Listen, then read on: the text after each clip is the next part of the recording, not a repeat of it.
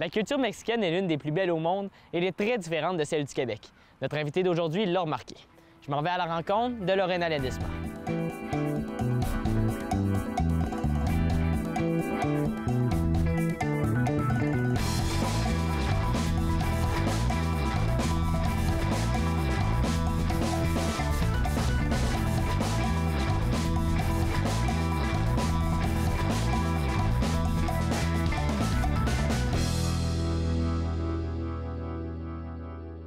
Allô Lorena, comment ça va? Allô, ça va très bien. Merci de nous accueillir à Normandin, dans les grands jardins de Normandin.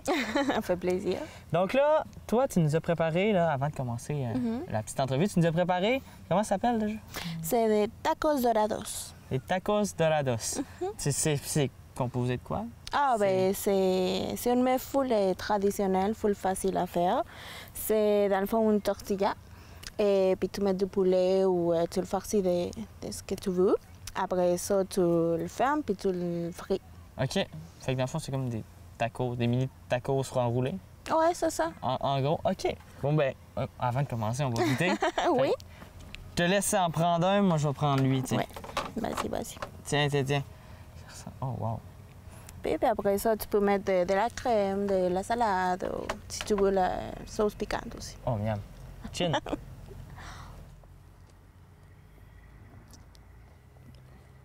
Oh, wow! Ça, c'est toi qui l'as fait? Pendant qu'on déguste, j'aimerais ça que tu me racontes un peu ton parcours. Comment tu es arrivé ici? Comment tu t'es dit, je vais venir m'installer dans la MRC Mariage Adelaine à Normandin? C'était une longue décision. Et la première fois que j'arrivais ici au Québec, c'était par un impulse, par aventure et tout ça. Dans cette aventure-là, je connais lui qui maintenant c'est mon mari. Puis lui est originaire de Normandie. Okay. Donc une fois que j'ai décidé de m'établir, rester avec lui, et on s'est établi ici à Normandie. Puis ça fait combien de temps environ? Ça fait... 7 décembre, on va avoir 5 années de mariage. 5 années, fait que ça fait 5 ans que tu es ici. Puis, un petit peu plus. Un petit peu plus? Ouais, c'est ça. Puis quand tu es arrivé ici pour la première fois, donc mettons, on va dire là, 6 ans environ, c'était quoi tes premières impressions? J'imagine que c'est différent du Mexique. C'était quoi tes premières impressions quand tu es arrivé et tu as vu notre belle région? Je la trouvais vraiment magnifique. J'adore tout, les paysages, le climat, l'approche avec la nature, tout ça, je le trouvais vraiment, vraiment beau. Mais comme je ne parlais pas français, c'est ça qui est venu un petit peu à teinter comme toute l'expérience, parce que je ne pouvais pas sortir puis parler avec le monde. Je ne connaissais pas vraiment beaucoup de personnes. Là. Ouais. Donc, je connaissais personne, là. Juste mon mari. C'est ça, Puis lui, il travaillait, là. Donc, c'est ça. C'était plus dur. Puis comment tu as réussi justement à t'intégrer, à apprendre le français, à te faire des amis ici? J'ai vu une annonce dans l'école de la ville où est-ce qu'ils cherchaient des bénévoles à la bibliothèque. OK. Donc, ça a pris, mettons, 7 mois, là, à que je prenne la décision de contacter la personne, puis d'y aller, puis devenir un bénévole à la bibliothèque. Donc, c'est ça qui m'a ouvert les portes, sérieux, pour commencer à pratiquer un petit peu plus mon français. Parce que c'est pas la même chose parler anglais, français avec mon conjoint qu'avec des autres personnes. Désolé. Puis, à part la bibliothèque ou la famille de ton mari, est-ce qu'il y a des organismes qui t'ont aidé peut-être à t'intégrer ou à peut-être parler un peu plus français, à t'aider avec le français? Ou comment c'était vraiment... Non, parce que, dans le fond, quand j'arrivais, c'était le temps de la COVID. Ah, OK. Donc, tout était vraiment bouleversé, tout était vraiment comme... Il n'y avait ni tête, ni pied, ni rien, là. Donc, non. Puis surtout aussi que j'arrivais par parrainage familial. Ouais. Donc, je n'ai pas venu vraiment encadré par une entreprise, puis tout ça. Donc, ça limite aussi un petit peu les services que tu peux connaître ou rencontrer. Donc, c'est ça. C'était surtout la municipalité. Puis, est-ce que ça a été, j'imagine, ça a quand même été... Est-ce que ça a été facile de t'intégrer Ou est-ce que ça a été difficile plutôt de t'intégrer ou les gens étaient plutôt ouverts à ta nouvelle culture, à toi, en fait, qui était différente, on va dire, des gens d'ici? Ben non, ouais, en réalité, il y avait toujours eu il y a toujours l'ouverture soit des opinions, des questions, tout ça. La municipalité a toujours été full ouverte, puis toujours full accueillante à toutes les choses. Puis, admettons, tu devais dire, c'est quoi le plus gros défi que tu as dû relever depuis que tu es arrivé? J'imagine que tu en as quand même. Il y a la langue qui doit être plus dure, mais sinon, est-ce qu'il y a d'autres gros défis que tu as dû relever? Les plus gros défis? Je pense que, oui, c'est sûr que la langue, c'est un défi comme évident. Ouais. Mais je pense que c'est intégrer tout le deuil migratoire, tout comment recomposer. Ouais, c'est ça. Recomposer toute la question de mon identité en tant que maintenant femme immigrante. Chose qu'avant, ça faisait pas partie de mon identité. J'étais femme, j'étais voyageuse, j'étais sœur, j'étais mes filles. Mais maintenant, je suis immigrante aussi. Donc, incorporer ça à mon identité. C'est plus dur. Oui, c'est plus dur. Ben, pas plus dur, c'est un défi. OK. Parce que ça t'impose à faire certains triages. C'est quoi que tu veux garder de ta culture d'origine? C'est quoi que tu veux vraiment préserver? Les traditions, que ça colle vraiment à ta peau. Ouais. Et c'est quel autre élément tu veux vraiment inclure dans la nouvelle identité que tu es en train de former? Okay, ouais. Donc, c'est toute cette jeu psycho-émotionnel, sociologique là, que je trouve le plus... Puis là, tu parles du deuil de ton pays, le deuil migratoire, on va l'appeler comme ça. C'est quoi justement qui, toi, tu m'as dit que tu venais du Mexique? Donc, c'est quoi qui te manque le plus du Mexique? Est-ce que c'est la famille, la chaleur? Bien, c'est sûr que c'est la famille. Toujours, le plus important, c'est la famille. Et surtout que mon système familial est vraiment de même. Là, okay, ouais. On mangeait ensemble toutes les journées, on était tous ensemble toute la journée. Puis là d'un jour à l'autre. Oui, c'est ça. Donc, surtout, elle intégrait que je fais pas partie de la quotidienneté de ma famille. Que, mettons, toutes les petites challenges qui passent, ou tous les petits cadeaux réussites, je suis pas dans le cercle proche. Là. Ouais. C'est ça, mais sinon aussi, tout comment ça se peut dire?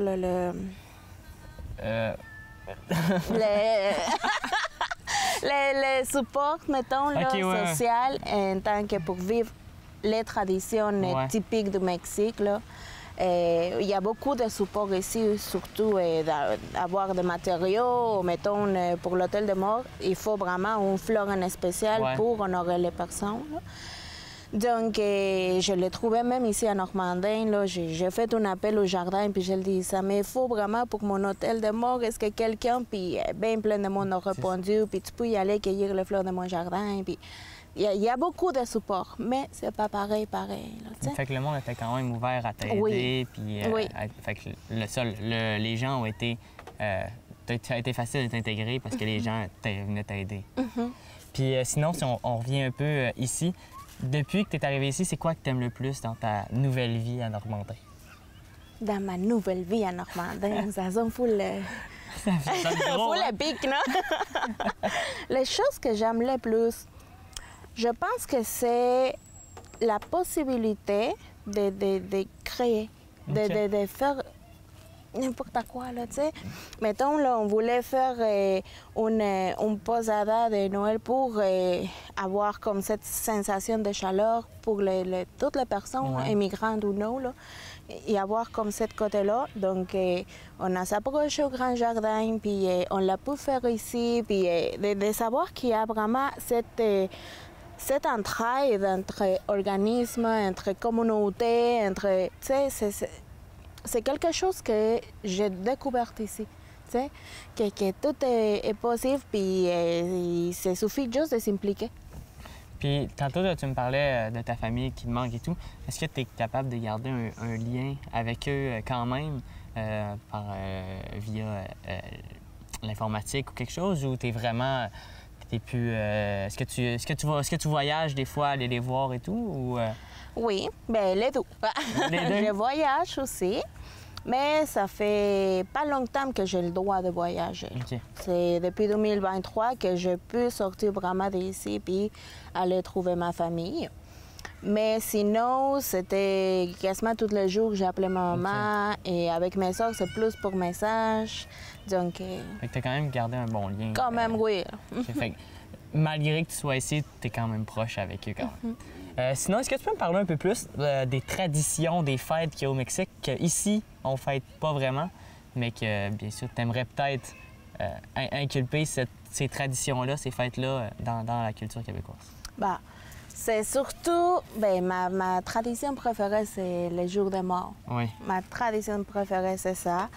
Et dans le fond, c'est le 1er puis le 2 de novembre que c'est nos ancêtres qui viennent visiter notre maison dans l'hôtel. Donc là, c'est une possibilité où est-ce que tu peux vraiment mettre les mets que cette personne adorait. Donc c'est comme une petite caresse à son âme. Donc, c'est ça. Puis même les premières années que j'étais ici, qu'on a acheté notre nouvelle maison puis tout ça, là, et j'étais full contente qu'arrive novembre là, pour montrer ma maison à mon papa qui a décédé avant que je décide de m'installer ici. Donc, j'étais full contente puis tout ça, là. Donc, c'est ça, la tradition. Puis la fête des morts, est-ce que toi, tu me dis que chez toi, tu es capable de te faire un hôtel. Mais est-ce qu'il y a une fête qui suit avec ça? Est-ce que, admettons, au Mexique, il n'y a pas... Il y a des festivals. Il y a des gros festivals. Ils ferment les rues, puis ils font vraiment des grosses chars là, allégoriques. Des gros chars de même, là, full décorés, là. Et il y a des fleurs partout, il y a les odeurs, l'encens, puis il y a même des expositions, puis parce que cette tradition-là est vraiment... depuis de la pré-Hispanie, là, tu sais. Donc, ils font vraiment des expositions des espèces de tapis où est-ce que ça fait tout avec des différents matériaux, puis c'est tout comme dans les zones archéologiques aussi.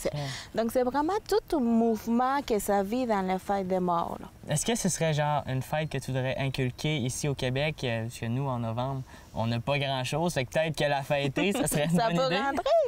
Ben, c'est surtout personnel. Okay.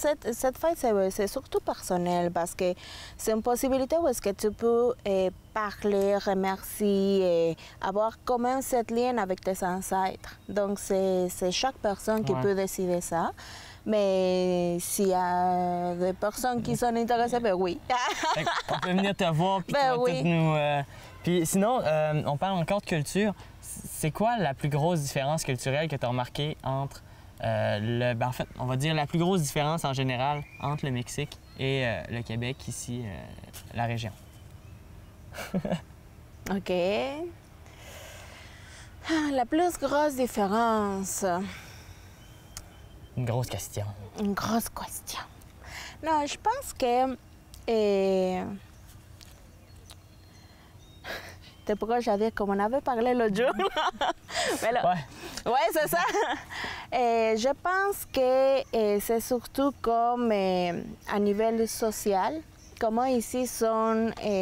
j'ai l'impression qu'ils sont comme concentrés avec ces petites choses, puis sa vie. Chaque personne fait... Il y a des choses, il y a des familles qui se voient juste à Noël ou, tu sais, c'est contrastant. Par exemple, au Mexique, ma famille, on travaille tout ensemble, puis on mange tout ensemble tous les jours, puis on sort, puis le dimanche, c'est familial, puis on sort, puis ici, c'est comme chaque famille. A son petit cocon. Oui, c'est ça, chaque famille, mais aussi, il y a beaucoup d'entraide communautaire. Donc, chose qu'au Mexique, oui, il y a beaucoup, mais est plus familial, mettons. OK, ouais. Entre familles, tu te supportes et tout ça. Ici, c'est plus entre communautés. Je pense que c'est ça. C'est une bonne différence. Là, tu parles justement d'aide communautaire et tout. Est-ce que toi, tu t'impliques dans la communauté? Je m'implique dans la communauté. Beaucoup? Non, Non, pas tant? oui, je sais pas. En tout cas que je sais pas. Mais là, je commençais avec la bibliothèque. Ouais. Là, ils m'ont invité à faire partie du comité consultatif de loisirs, sport et culture, OK. Bon. en tant que représentant des nouveaux arrivants. OK. Donc, je suis là. Sinon aussi, je suis impliquée dans le collectif des femmes immigrantes. OK. Donc, avec ça, je mets comme... J'essaie de m'impliquer beaucoup à pouvoir comme encourager des femmes immigrantes à occuper des lieux de pouvoir, mettons, ou des lieux décisionnels, soit dans un comité, mettons, comité de bienvenue de Normandie, ou le comité aussi de local interculturel, ou développer des projets, mettons, en décembre, on a déjà une femme qui est impliquée à faire comme une affaire de décembre. Ouais. Donc, c'est vraiment supporter, puis comme être là, la cranquer, mettons, ouais. là, être la cranquer de « Ah ouais, on va faire ça », puis tout ça. Puis c'est, dans le fond, son idée, et c'est eux qui le développent, c'est eux qui... Moi, je suis là pour supporter, puis guider, puis si des fois on a besoin de contacts, des fois on a besoin de ça, de subventions ou quoi, je suis là. Ben, avec ce que tu me dis, je trouve que tu t'impliques beaucoup. Ben. Fait que tu peux te dire que tu t'impliques beaucoup. Nous, on va terminer de manger. En tout cas, on va en manger encore un peu. Puis on va se retrouver, on va aller faire un peu de peinture. OK. Parfait.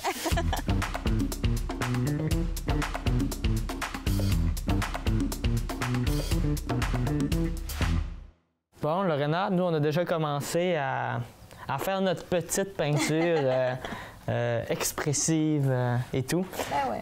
Pendant qu'on continue, on est présentement au Grand Jardin de Normandin. Oui. Puis c'est toi qui as choisi cet endroit-là pour faire l'entrevue et tout. Pourquoi as-tu choisi cet endroit-là? Qu'est-ce que ça représente pour toi, les Grands Jardins de Normandin? Ah, le Grand Jardin, là.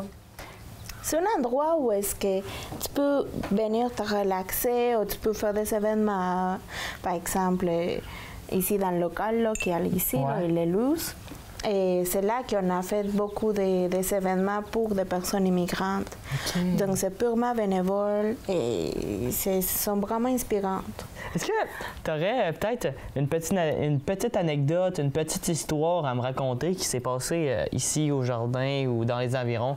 On dirait que je commence à faire une petite map de souvenirs ici au Grand Jardin.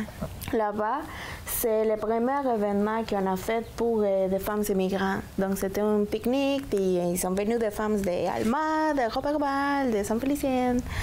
Sinon, les jardins qu'on a ici, normalement, je le travaille avec mon mari. On fait aussi avec notre vélo. Je viens avec mon enfant aussi. OK. Donc, on vient faire des tours en vélo.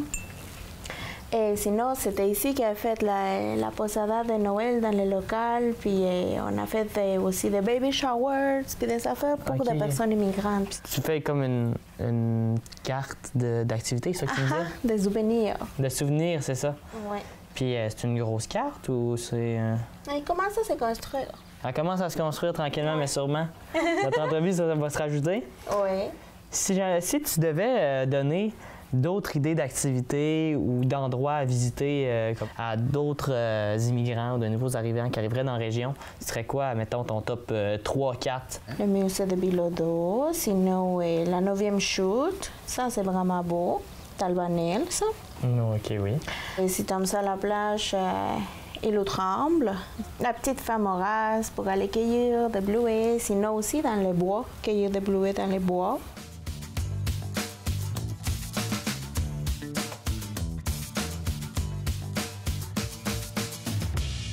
Peinturer avec les mains, ça me fait tout bien. Sentir, j'aime ça, sentir les choses. J'ai participé à un projet avec la CJE, ce qu'on a fait un mural qui est sur la bibliothèque Adolbo. OK.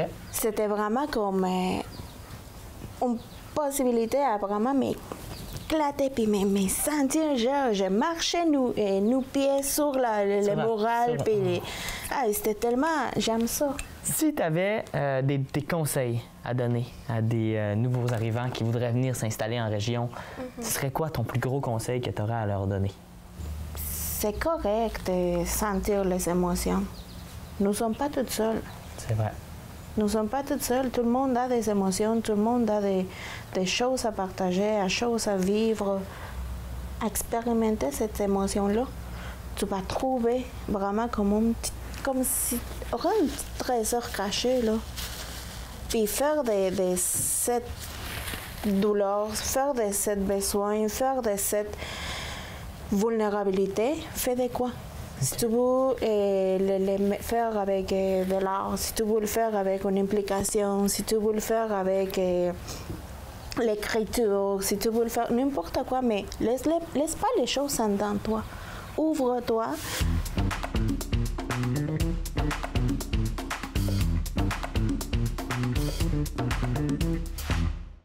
Après multiples rires, on a enfin finalisé nos belles œuvres d'art. Donc, on va les montrer. Il y en a une qui est plus belle que l'autre, je dirais pas c'est laquelle. Depuis tantôt, tu me dis qu'il faut se libérer à travers l'art. Dis-moi qu'est-ce que tu as libéré dans cette œuvre d'art? Je me suis amusée puis je me suis laissée aller. Dans le fond, c'est ça. C'est juste se laisser aller. Laisser aller puis t'amuser. De mon côté, comme tu peux voir, c'est un beau drapeau du Mexique et Canada. J'ai représenté notre rencontre, notre amitié. En te connaissant, c'est ce que ça... Les découvertes. La découverte extraordinaire.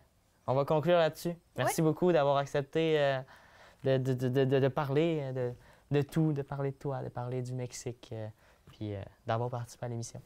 Merci à toi. On va se voir une prochaine fois, c'est sûr.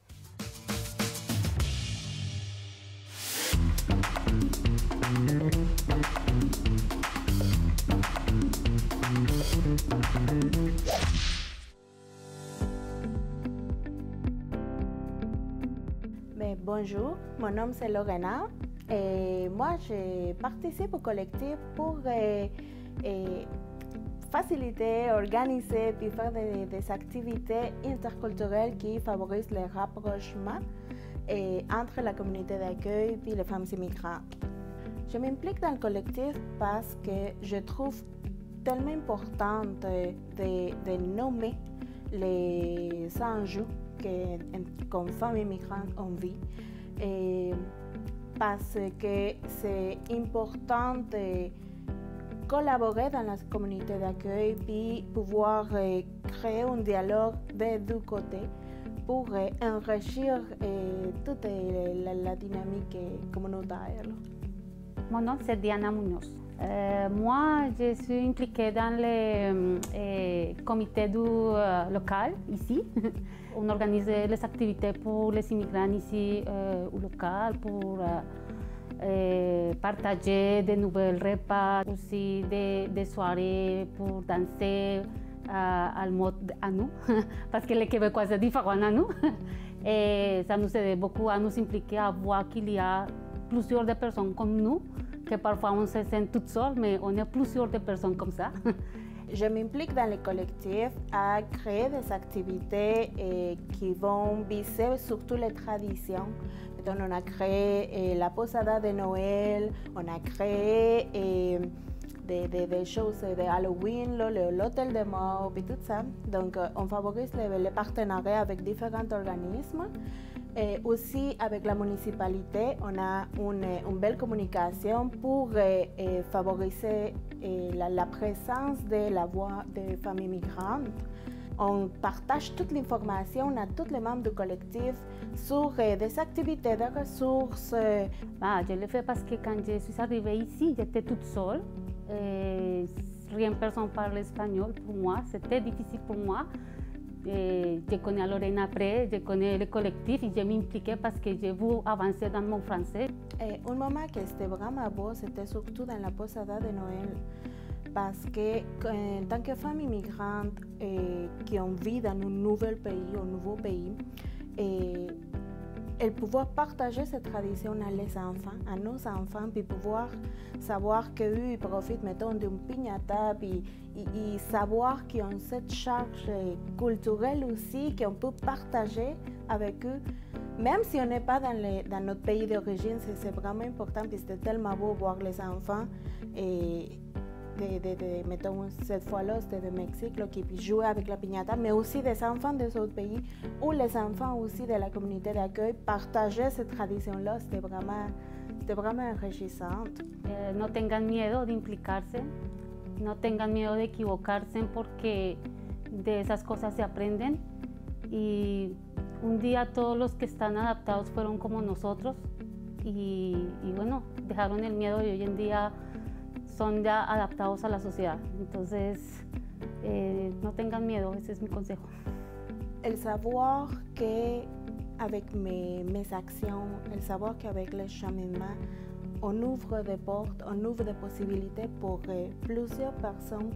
El savoir que si j'ai le courage de parler, puis de partager mon opinion, puis de dire, puis de faire, je vais pouvoir faciliter le chemin pour les autres personnes aussi. Je sais que parfois on se sent toute seule ici. Parfois, c'est vrai, parfois on est toute seule ici. Moi, un exemple à ma maman, c'est quand je suis arrivée, j'arrivais toute seule. Après, j'ai ramené ma soeur pour travailler avec moi, son mari, ma nièce. J'ai ramené mon mari. Maintenant, on est ici, une famille contente, mais je sais qu'il y a beaucoup de personnes toutes seules ici. Parfois, c'est le mari qui vient pour ouvrir le chemin pour le reste.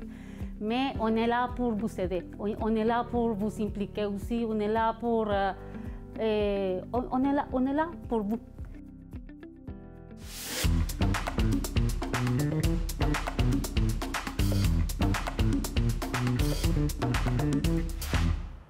Merci d'avoir été des nôtres pour cet épisode de Bienvenue chez vous.